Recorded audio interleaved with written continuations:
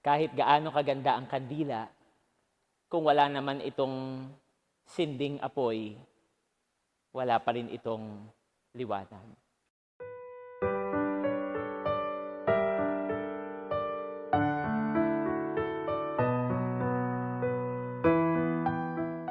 Sa araw ng Pentecostes, sinindihan ng Diyos ng apoy ng Espiritu Santo ang kanyang simbahan at nagliwanag ito ng kanyang pag-ibig.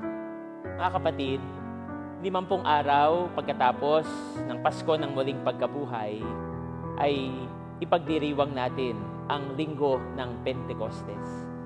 Ito ay ang pag-alala natin sa pagsusugo ng Diyos, ng Espiritu Santo sa mahal na Birhen at sa kanyang mga alagad.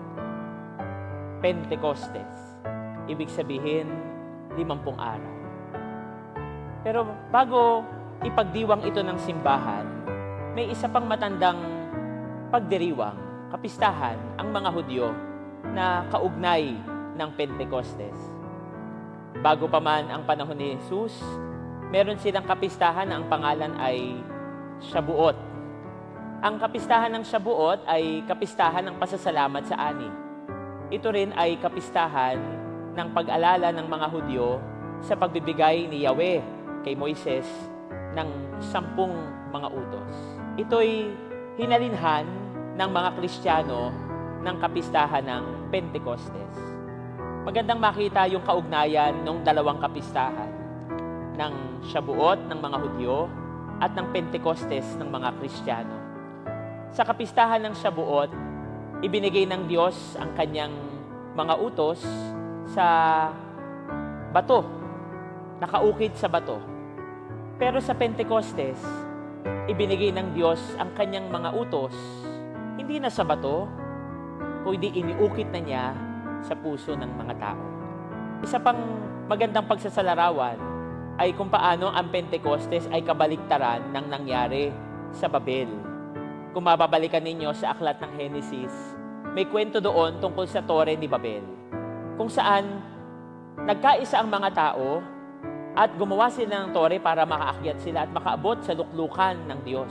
Pero dahil alam ng Diyos na ang kanilang balak ay hindi maganda, pinangalad niya ang mga tao. At sinasabing yun din ang naging dahilan kung bakit nagkaroon ng iba't ibang mga lengguwahe upang ang mga tao hindi magkaintindihan, upang ang mga tao ay hindi makabuo nung sinasabi nilang Tore ni Babel. Kabaliktaran yan ng Pentecostes. Dahil sa Pentecostes, yung mga alagad at maging yung mga tao na nasa labas ng silid, nagkaintindihan. Paglabas ng mga alagad, nung sila'y napuspos ng Espiritu Santo, nakapagsalita sila ng iba't ibang mga lengguwahe, ng iba't ibang mga wika. At naintindihan ng mga tao ang turo ni Jesus. Naintindihan ng mga tao ang naisipabatid ng mga alagad. Kung ang Babel ay naging dahilan para magkawatak-watak, ang Pentecostes ay dahilan para magkaisa. Mga kapatid, napakaganda ng pagdiriwang ng Pentecostes. Hindi lang ho ito pagtatapos sa panahon ng Pasko ng Muling Pagkabuhay.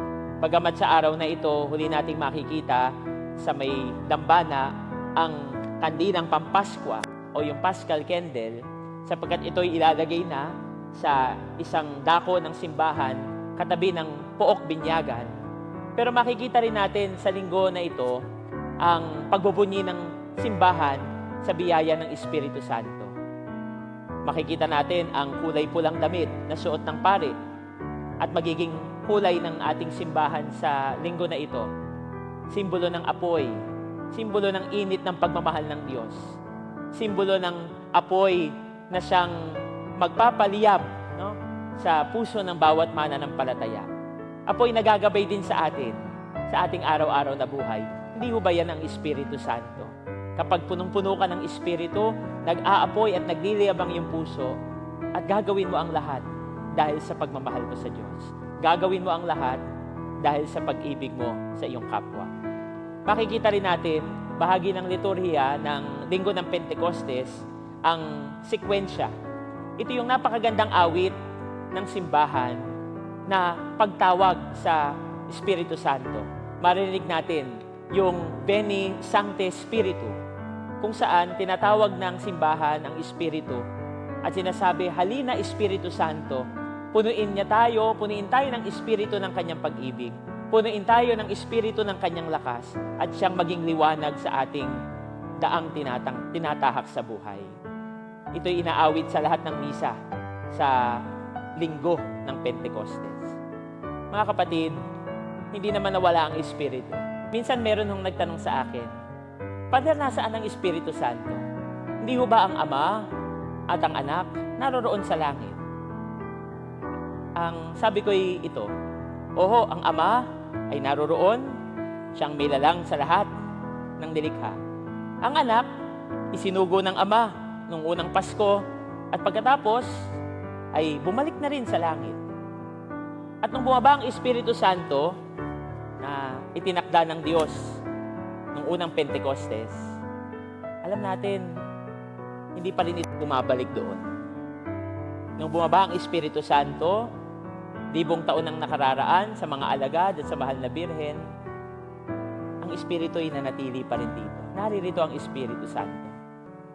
Sa puso na nagliliyab sa pag-ibig, sa damdamin na nagiinit sa paggawa ng mabuti at paglilingkod, sa tao na nabubuhayin ng loob sa gitna ng pinagdadaanan, sa isang tao na nagbibigyang linaw yung kanyang mga plano at mithiin sa buhay, naroroon ang Espiritu.